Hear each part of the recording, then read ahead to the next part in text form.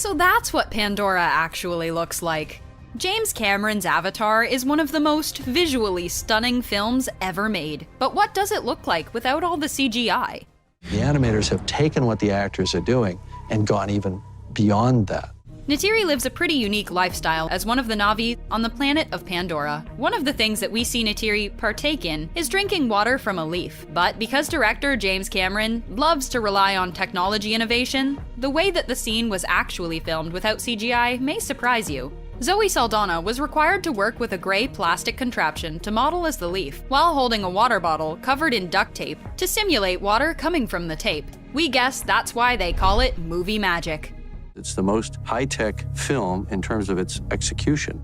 You may or may not have had an awkward kiss in your life, but it probably wasn't as awkward as it was for Sam Worthington and Zoe Saldana when they had to kiss as Jake and Neytiri while filming Avatar. While in the movie itself, with all the added CGI, the scene plays out romantically. Without all the CGI, Worthington and Saldana had to kiss with their motion capture jumpsuits and with green dots all over their face, so that the motion capture on their characters' CGI bodies would be accurate and more real. We created a manually operated gimbal rig that they could balance on. One of the most exciting action scenes in all of Avatar was definitely the flying Banshee. Obviously, a lot of CGI was needed to be done to bring the Banshee to life, as there's no living, real-world counterpart to the creature. In order to capture Jake flying on the Banshee, Sam Worthington was required to fly on the back of a moving plastic structure, where he'd be flung around with wires, all while wearing the motion capture suit. Honestly, we think we'd just prefer the ride at Disney World that seems a bit more comfortable. See them flying these things, they're working hard. It's always intense whenever anybody in a movie yells, but when a blue-skinned alien like Neytiri yells, it's even more powerful. You will never be one of the people! Despite the goofy motion capture getup and the silly plastic Na'vi ears, Saldana was still able to be quite intimidating on set. Layers of additional CGI were added in order to make Neytiri and the rest of the Na'vi look even more real in the film. You definitely wouldn't want to tick Neytiri off. I at least have no idea that I'm wearing this. I feel like I'm blue and I'm 9 feet tall.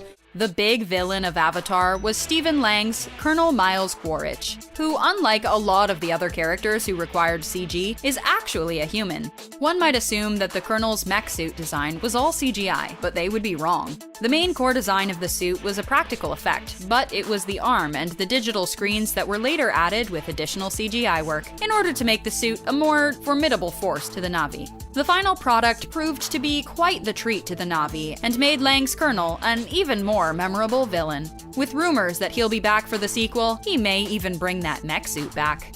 Oh yeah, who's bad? That's right.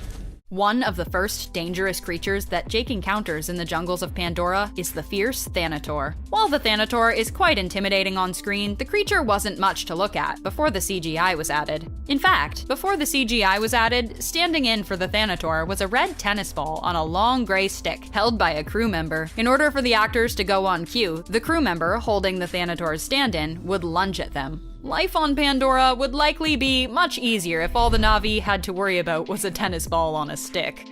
Cameron has a knack for working with actors and actresses he's worked with before, so of course, one of the actresses he brought with him to Avatar was his alien star, Sigourney Weaver. Weaver plays Grace in the film and doesn't just play the character in human form, but also as a Na'vi. While even in her Na'vi form, Grace typically wears human clothes. Behind the scenes, Weaver had to still wear a motion capture suit to convincingly play Grace's Na'vi avatar.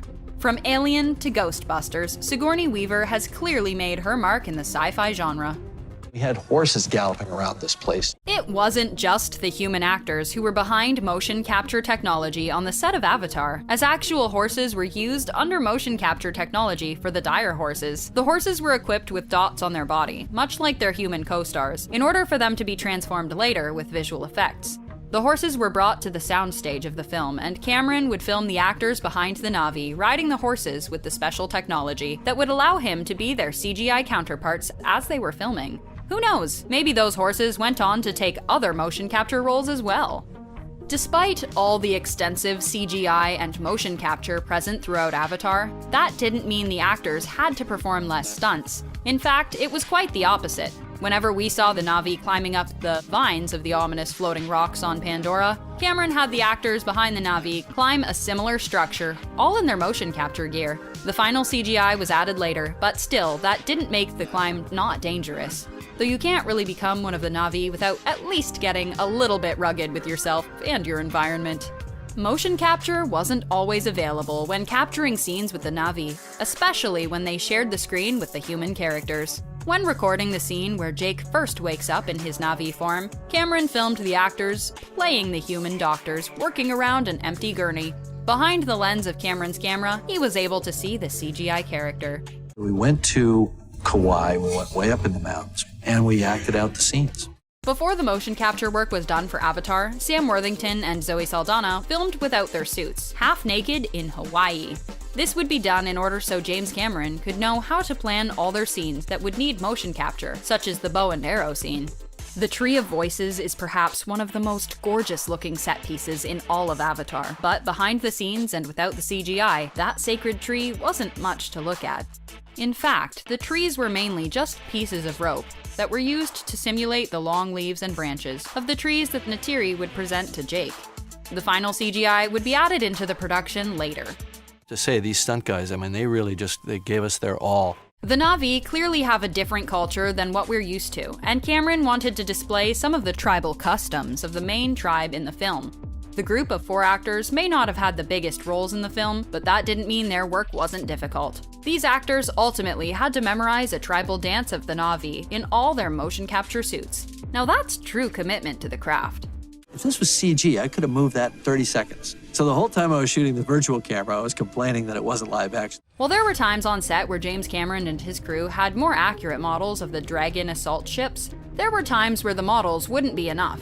In order to film the scene, Cameron had the motion capture board use a metal-like chair in the middle of the set that would be moved around by crew members. A fan was also placed in front of the actors in order to properly capture the wind blowing in their characters' faces. While the real set may not have been as exciting as actually flying on a ship as a Na'vi on Pandora, the cast and crew certainly made the most of it. They developed the most lightweight 3D system possible, so it's very sophisticated technology. The 3D, much like the CGI, had to be recorded in a distinct way using 2 cameras. This scene where the Colonel is attacked on his mech by one of the Na'vi used 2 cameras to perfect the 3D and the CGI. One camera would be used for the live action elements, and the other would be used for the CG 3D elements. I need you to put up $10 million to prove we can make this movie. Avatar is one of the most influential films made in the last 20 years, and the CGI is an important reason why. From Cameron's innovative ways of incorporating the CGI to the commitment for authenticity by the cast and crew, Avatar's production was clearly top-notch. What was your favorite CGI element in James Cameron's Avatar?